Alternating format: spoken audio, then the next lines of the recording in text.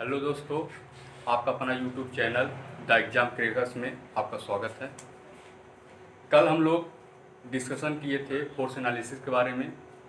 Force analysis के दो part हैं, two parts of force analysis. First system of forces, second law parallelogram of forces, जिसके बारे में हम लोग कल अच्छे से डिस्कशन किए थे, उसका डेरिवेशन सॉल्व किए थे। तो आज उस पर हम लोग कुछ न्यूमेरिकल देख लेते हैं। यहाँ पर कुछ न्यूमेरिकल है जो कि आरआरबी जेईई में पूछा गया है, एआई 2015 में पूछा गया, यूपी ट्रिपल एससी जेईई 2015 में पूछा गया। तो ये जो है बहुत इंपॉर्टेंट है, इस पर अधिकांश जो है पूछा जाता है और आपके सेमेस्टर में भी पूछा जाता है और कंपटीशन वगैरह में तो पूछता ही रहता है हमेशा। तो आप लोग ये देखिए, हम पहले ही लिख दिए हैं क्योंकि वीडियो काफ़ी लंबा हो जाता था, तो इसलिए क्वेश्चन यहाँ लिख दिए हैं। तो एक एक करके हम लोग सॉल्व करेंगे। तो देखो, पहला क्वेश्चन है, वे फोर्स जो एक बिंदु पर मिलते हैं और उनकी क्रिया रेखाएं विभिन्न तलों में होती है, वे कहलाते हैं।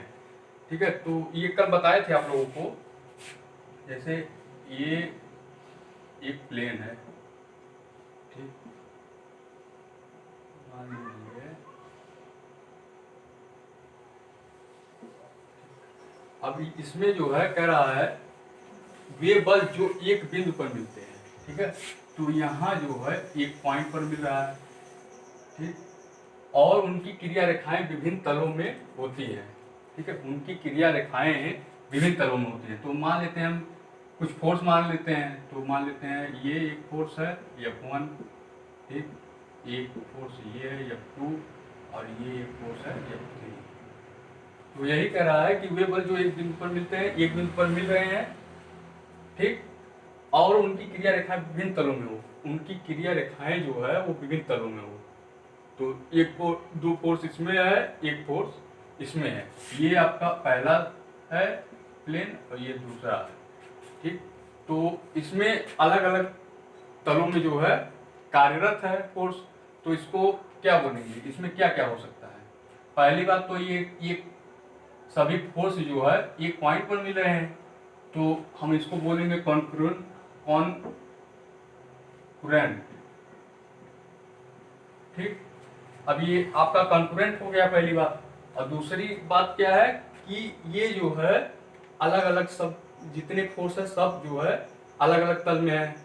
ठीक है, एक प्लेन में नहीं है, तो इसलिए हम नॉन कोप्लेनर बोलेंगे इसको, नॉन कोप्लेनर।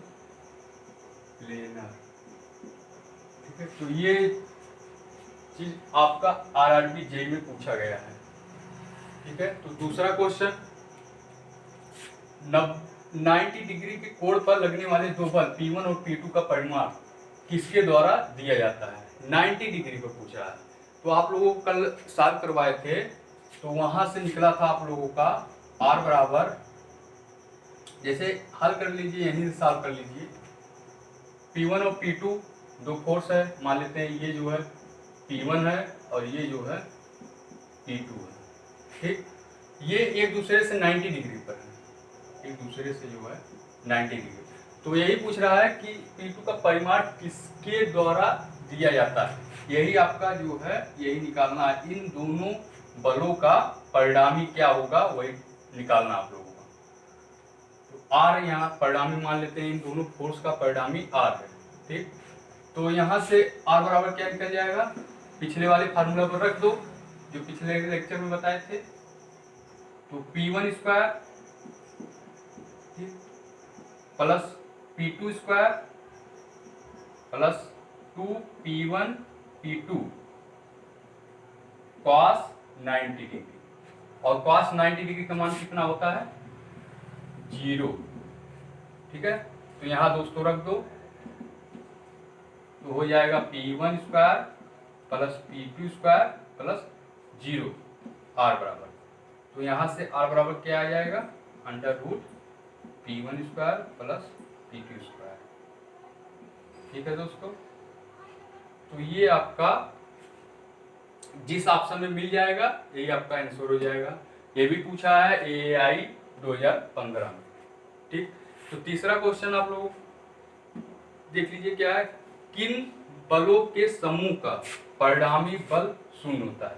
ठीक है, तो जैसे इसमें जैसे मान लेते हैं एक फोर्स ये है P1, ये जो है 10 किलो न्यूटन है, और यहाँ से ये पॉइंट है, अब यहाँ से इस डायरेक्शन में जो है P2 लग रहा है, P2 बराबर भी 10 किलो न्यूटन लग रहा है। दो समान बल, ठीक है, समान फोर्स, दो समान फोर्स विपरीत डायरेक्शन में लग रहे हैं। ठीक, तो इसका परिणामी क्या हो जाएगा, इसका परिणामी 0 हो जाएगा। ठीक है, क्योंकि देख लीजिए, सॉल्व कर लीजिए, P1 माइनस P2, ठीक है, दोनों अलग अलग डायरेक्शन में है, तो यहाँ से 10 kilo Newton minus 10 kilo Newton बराबर 0 हो जाएगा। ठीक है दोस्तों, तो यहाँ से R बराबर 0 हो गया, परिणामी जो है इसका 0 हो जाएगा। ठीक है, तो इसको हम क्या बोलेंगे, सिस्टम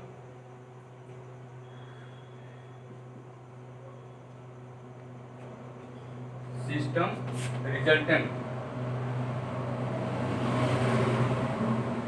या फिर बोल देते हैं सिस्टम जो है शून्य हो जाएगा। सिस्टम इक्विलिब्रियम है, कह सकते हैं हम सिस्टम इक्विलिब्रियम है, इक्विलिब्रियम है। ठीक है, तो यहाँ से R बराबर जब 0 होगा तो सिस्टम इक्विलिब्रियम में होगा। तो जिस ऑप्शन में वो मिल जाए, ठीक है, यही दिया रहता है आपका कि सिस्टम इक्विलिब्रियम, यही आपका दिया रहता है, ऑप्शन में दिया था। ठीक, तो आपका वही आंसर हो जाएगा। तो कुछ क्वेश्चन और सॉल्व कर लेते हैं। आई होप आप लोगों को अच्छे से समझ में आ गया होगा। यदि आ गया तो मेरे चैनल को सब्सक्राइब ज़्यादा से ज़्यादा करिए।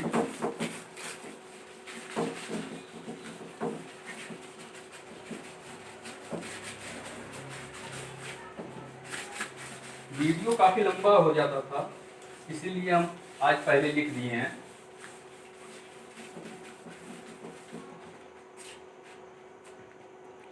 क्वेश्चन कुछ लिख कर ले आए हैं, तो आप लोग देख लीजिएगा, ये सब क्वेश्चन पूछा गया है। तो क्वेश्चन नंबर 4, वह बल जिसके कार्य की रेखाएं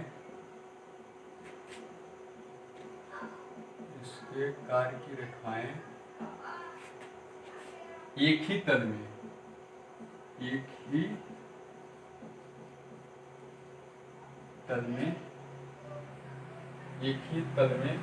अव्यवस्थित है,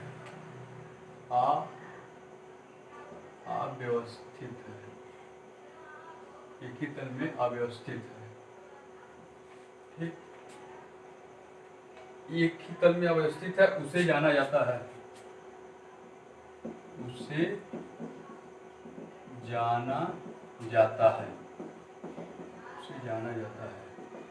ठीक है दोस्तों। तो वह बल जिसके कार्य की रेखाएं एक ही तल में हो।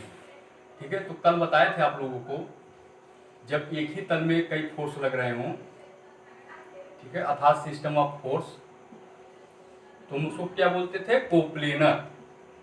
तो यहाँ जो है 3 फोर्स मान लीजिए, F1, F2 और F3, ये जो है 3 फोर्स एक ही तल में लग रहे हैं, इसलिए हम जो है इसको क्या बोलेंगे, कोप्लेनर। ठीक, तो इसका आंसर आपका ये हो गया, जिसमें मिल जाएगा यही लगा दीजिएगा, कोप्लेनर। ठीक है, जिस ऑप्शन में। तो ये आप लोगों का पूछा गया है MP सब इंजीनियरिंग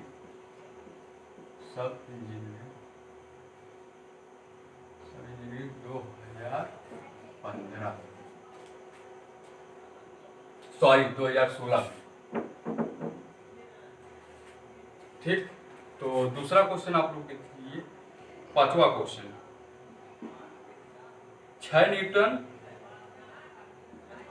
न्यूटन एवं 8 न्यूटन के दो बल हैं, ये दो बल जो एक दूसरे से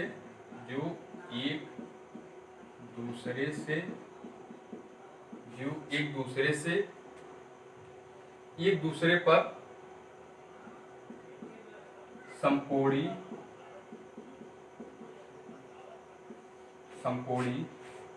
क्रियाशील है,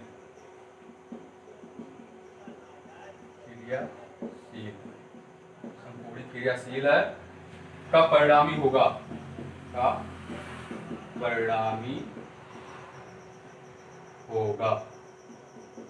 ठीक है दोस्तों,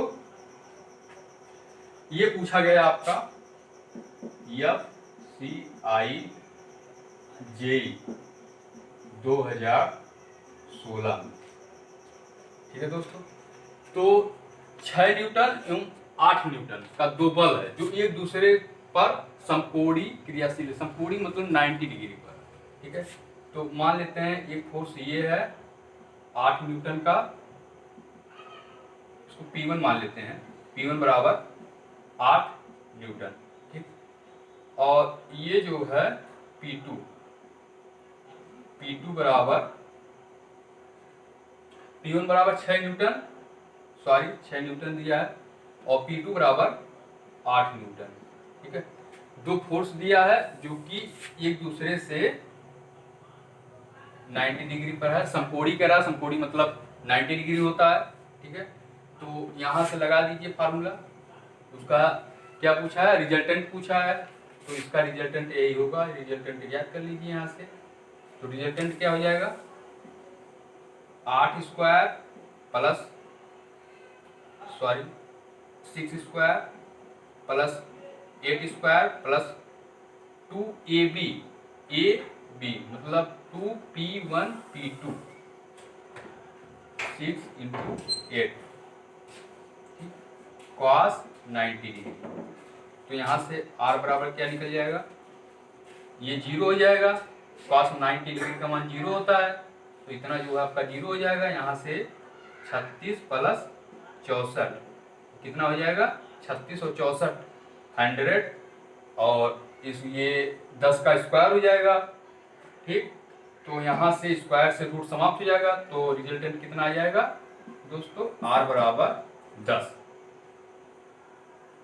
ठीक, 10 न्यूटन। ठीक है दोस्तों, तो अगला क्वेश्चन देख लेते हैं।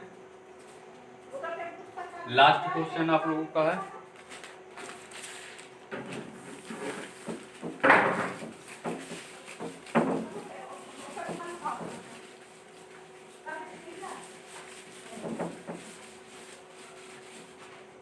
स्क्रीनशॉट ले लीजिएगा। Question number 6। यदि दो समान बल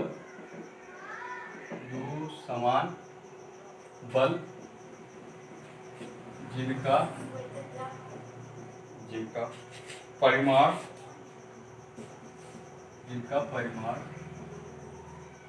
P है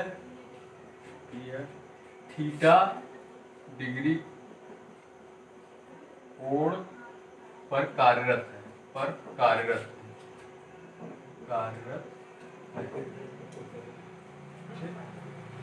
इसका परिणामी बल होगा, इनका परिणामी बल होगा। तो ये क्या होगा दोस्तों, यदि दो समान बल, कल आप लोगों का सॉल्व करवाए थे, मान लेते हैं दो समान बल P1 बराबर P2 है। ठीक, जिनका परिमाण मतलब आपका रिजल्टेंट दिया है P। ठीक, तो इस कंडीशन में क्या होगा, रिजल्टेंट R बराबर रख दीजिए यहां से P1 square plus P2 square plus 2P1 P2 cos theta, यही होता था। ठीक है दोस्तों, तो यहां से आप लोगों को ये कल सॉल्व करवाए थे, ये डायरेक्ट आप लोगों को निकला था ये। यहाँ से डायरेक्ट निकला था आर बराबर P/2 cos θ/2, P cos θ/2 √2 2P cos θ/2 ये निकला था।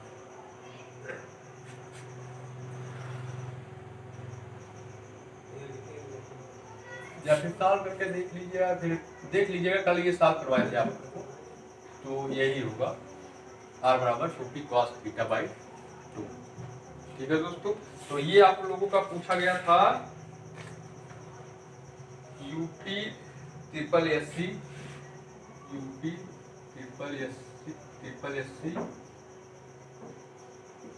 जेईई। ठीक है, 31/07/2016 पूछा गया था ये क्वेश्चन, बहुत इंपॉर्टेंट क्वेश्चन है ये भी। तो आई होप आप लोगों को समझ में आया होगा। यदि समझ में आया है तो मेरे चैनल को सब्सक्राइब करिए, ज़्यादा से ज़्यादा लाइक करिए, कमेंट करिए। जो नहीं समझ में आया हो, ठीक है, वो कमेंट बॉक्स में कमेंट करके पूछ लीजिएगा। ठीक है, जो भी नहीं। Thank you.